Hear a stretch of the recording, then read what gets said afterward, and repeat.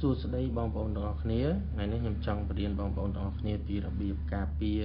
Facebook របស់យើងកុំឲ្យគេ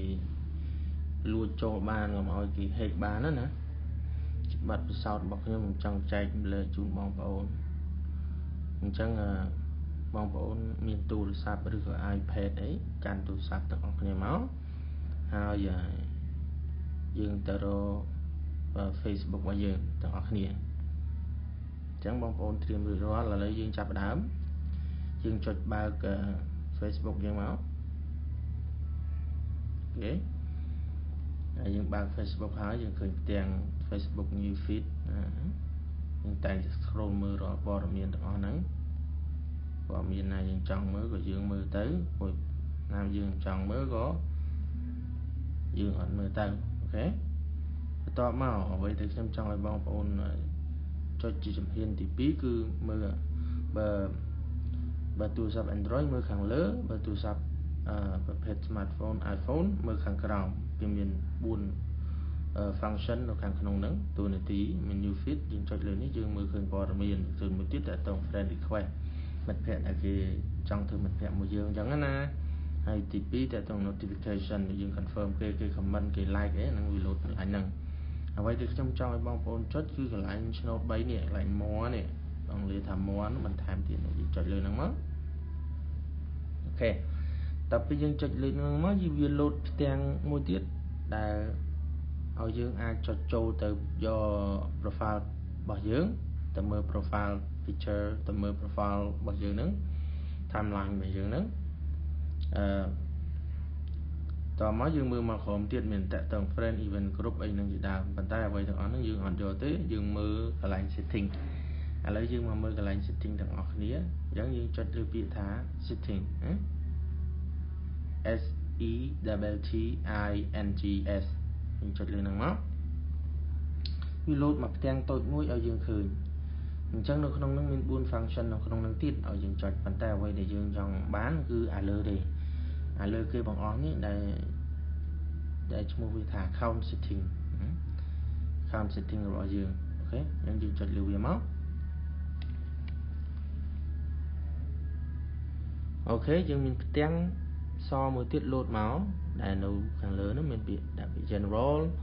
មានដាក់ពាក្យ security and login អីណានេះមកកណ្ដោហ្នឹងប៉ុន្តែអ្វីដែលខ្ញុំចង់ឲ្យបងប្អូនគឺបងប្អូនចុចអាទី2ដល់ជំហាននេះគឺចុចអាទី2 security and login អូខេ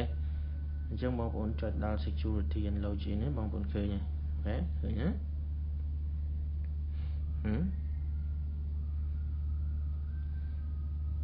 ដល់នេះបងប្អូនឃើញពាក្យ recommended តើតើទៅនឹងយើង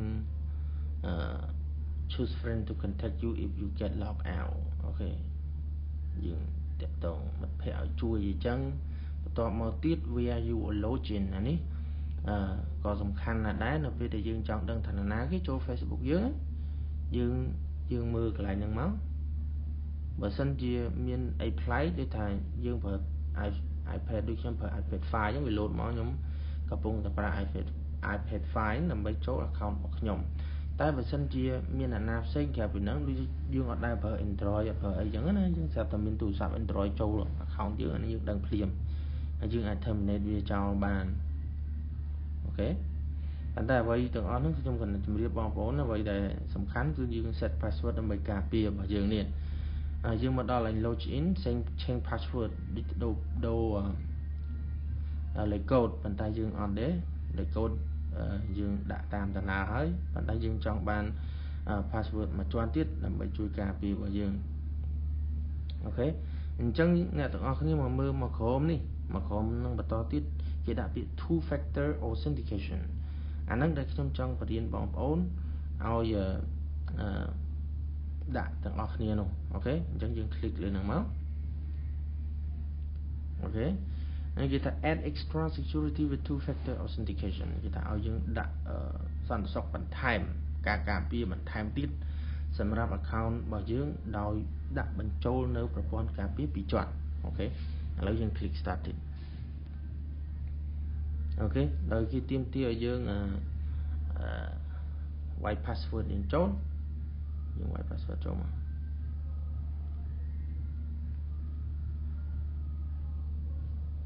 ចុច continue អូខេនៅទីនេះវាមាន2ជំរើសឲ្យយើងប្រើលេខទូរស័ព្ទឬមួយក៏យើងប្រើជា app authentication app Google authenticator ឥឡូវខ្ញុំចង់បង្រៀនបងប្អូនទាក់ទងនឹងប្រើ authentication app ទាំងអស់គ្នាតែម្ដងអូខេឥឡូវបើសិនយើងមានទូរស័ព្ទមួយទៀតដែល install រួចហើយណាដែល install នេះនឹងរួចហើយយើងគ្រាន់តែយកវាយកមកថតមក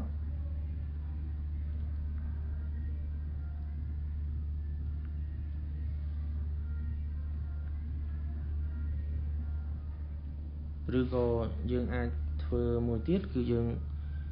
ត្រឡប់ថយក្រោយវិញបន្តិច download កម្មវិធី authentication app នៅ App Store តែម្ដងដើម្បីឲ្យងាយស្រួលអូខេឥឡូវខ្ញុំរៀនបងប្អូនទៅ download វាទៀតអូខេឥឡូវយើងចុចពាក្យ Google authenticator Google មកហើយ authenticator យើងដាក់ពាក្យហ្នឹងមកនេះវា load មកអូខេ click លើវាយើងចុច download វាមកអូខេ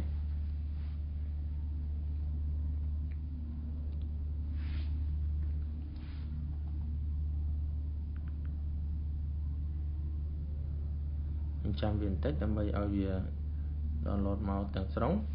អូខេ download មកទាំងស្រុងយើងចាប់ដើមចុច open វាមកអូខេនេះដោយសារតែនេះអញ្ចឹងយើង scan អីអត់បានទេអញ្ចឹងយើងទៅចូលកន្លែងយើងវិញអូខេចូលកន្លែងយើងវិញយើងចុចពាក្យអានេះយើង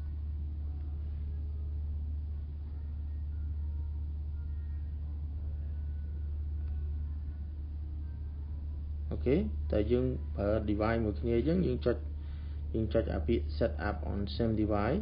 ចុច open មកអូខេ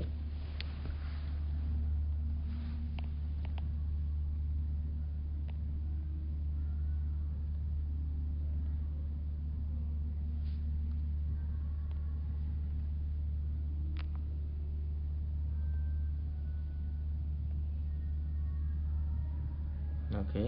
ចូលឲ្យយើងហើយ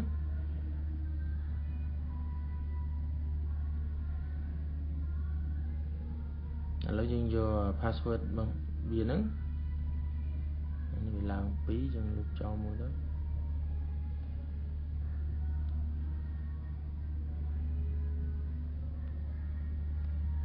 អូខេឥឡូវយើងមើលពាក្យនេះវា passcode របស់វានៅនេះចាំមើលវា load ម្ដងទៀតតែដល់យើងចុចមិនតាន់ចាំវា load ថាថ្មីនេះតែពីខ្ទង់30វិនាទីម្ដងនេះយកលេខកូដហ្នឹងយកទៅបំពេញនៅ Facebook របស់យើងអូខេឥឡូវចាំមើលទាំងអស់គ្នា49 89 26អូខេ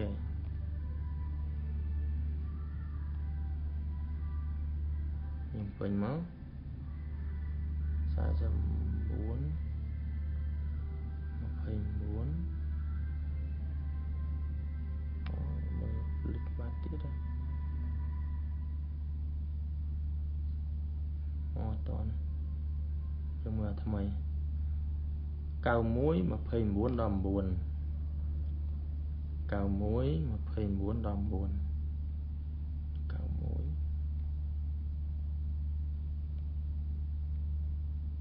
91 9 1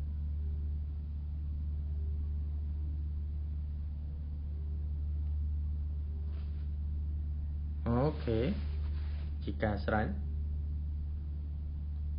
ហើយយើងចុចពាក្យថា finish អូខេ the two authentication app របស់យើងបើកហើយអញ្ចឹងពីណាគេឲ្យចង់ login របស់យើងគឺត្រូវការ password ពីយើងមកជាន់ទៀតអូខេអញ្ចឹងខំថាបងប្អូន ចេះធ្វើបងប្អូនគ្នាតទៅពីមើលវីដេអូនេះហើយដែលខ្ញុំជម្រាបបងប្អូនអរគុណជម្រាបលាខ្ញុំនឹងបង្កើតវីដេអូថ្មីទៀតទាក់ទងទៅនឹងរបៀបការពារ account របៀបបង្កើត account របៀបអីជាដើមអូខេជម្រាបលាបងប្អូនអរគ្នា